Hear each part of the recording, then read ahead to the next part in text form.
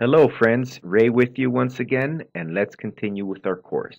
We will continue to develop our base character, and we will pick up with the hand section.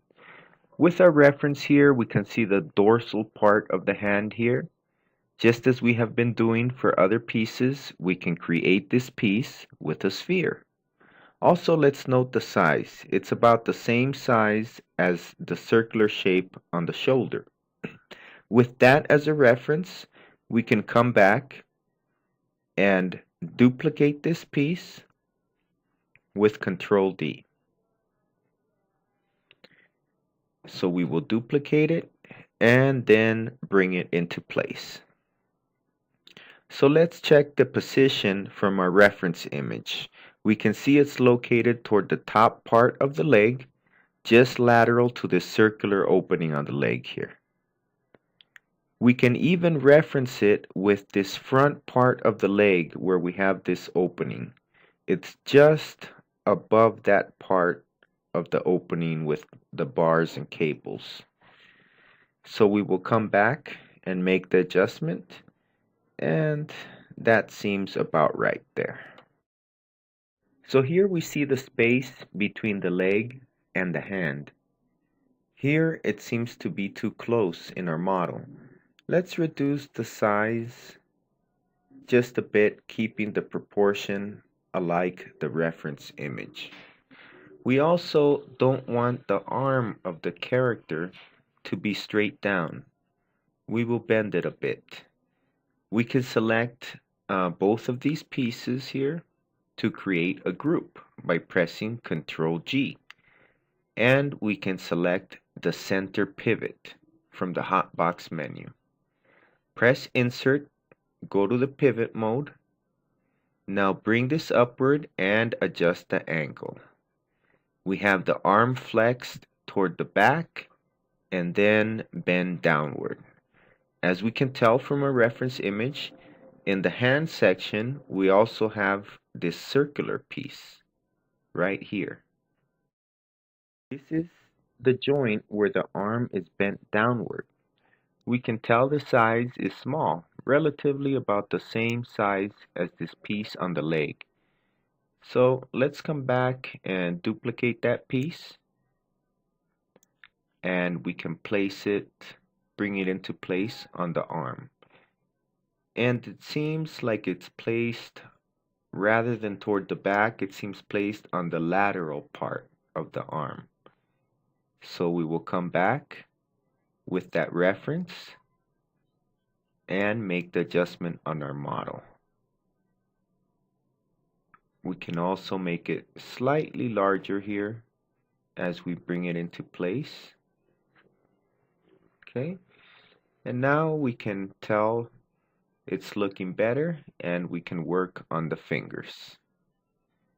These 5 fingers we can create from the pieces on the leg, these bar-like pieces here. We can just duplicate that, bring it over, and we make it a bit larger here. Now when we reference the placement of these pieces, we can tell they come down about halfway down on this open area of the front part of the leg. Let's come back to our model and also adjust the diameter of the finger. It's important to have the place as in a reference and also adjust them to scale. So we see they should come down about halfway on this open area of the front part of the robot here. So we can just keep making some adjustments on the hand and finger, update the placement, and we just follow our reference and continually make the adjustments on the model. Okay, from here I will create the other fingers, no problem. For now we don't need them to be flexed or bent. Okay, we take a look and let's begin to duplicate. Okay, and to place them accordingly. Alright, we'll bring that into place, and we will scale them on the y-axis to make them proportional in size. Although our model is a robot, it has, human-like features. The fingers, for example, the middle one is larger than the pinky, and it should be here, the smaller finger, and we can rotate that to bring it into place and also adjust the size, keeping our proportions as so. What we are interested in is on keeping the volume, the size, and the proportions of each piece relative to our reference.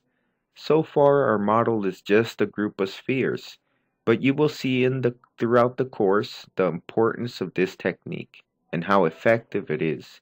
It will save you time and headaches because when modeling, you will already have the exact size that you want. You won't have to worry about adjusting the size of any specific piece. You can then just work on the excellent details for the character. So once again, we check our reference and the joint, the angle where it bends downward, and the position. Now, all these pieces are connected through a series of bars. We come back and duplicate this piece and we begin to place them, adjust the size and length. And for now, we do not need the exact amount. We just need them here as a reference. When we start to model the character and work the fine details, we will need adequate space to develop these details, which seem to be part of the joint here on the arm. This is how we start to shape and guide our draft or base character. This piece also seems to be floating. See here, it seems to be floating out, so we will of course bring it in and attach it to the arm. We can also flatten this part out. From there, we can tell it connects and there are more bars and cables. So let's place that, check our reference. Now we can also create the thumb, and we can bring it into place and get the rotation that is approximately how the thumb would go. So we can tell so far our character is starting to come along nicely. At least we have the arm well developed, and moving along we can begin to adapt the general size and keep working our character. If we notice, our model's characteristics are defined by a large, powerful arm, similarly a large, pronounced leg, and the torso is a little shorter than both these extremities. In our draft character, we can note that the torso is too large and the leg looks small. The arm appears to be as in our reference, and we will adjust the size of the torso so that it starts to look proportionally better. We also make the leg larger. I will select all the pieces on the leg with Control Shift, and I can keep adding pieces to the selection without inverting. Control G, press Insert to go into pivot mode, and we come to the base point so that we can scale up the leg. And checking the reference, we can see that the arm is large and the leg is similar in size. See here, it's similar as the leg as far as the length. Now we will work on the torso. Press Ctrl G and center pivot. We can adjust the size. It seems to be more like our reference image now. And we will also be creating this centerpiece as well, this centerpiece of the robot. We can duplicate this sphere and bring it to scale. We can also scale along the z-axis, and it is placed here between the hips and our legs, and they seem to be connected also from this point, as we can tell in our reference. So let's make it a bit larger and adjust the leg. Okay, we do so like that. So I will come back and duplicate and compare it to the arm. It seems to be a little larger, but we are getting close. So we can select any piece in the group. Remember to select the group, select any piece in the group, and press the up arrow on the keyboard. Now we can adjust the size, compare it to the reference image, and it seems like the proportions are looking more like our reference. We can also come back and check the position of the fingers. And here they seem to be past the position where they should be lining up. Remember, they should come downward toward the middle opening of the frontal part of the leg, as we can see in our reference image. So we want to go back and let's select the entire arm. And remember, press Ctrl Shift and select with the selection square so that we can keep adding to the selected pieces without inverting. And we can come back, and now we press Ctrl G to create a single group. We center our pivot, and I will bring it upward so that we can scale from this point.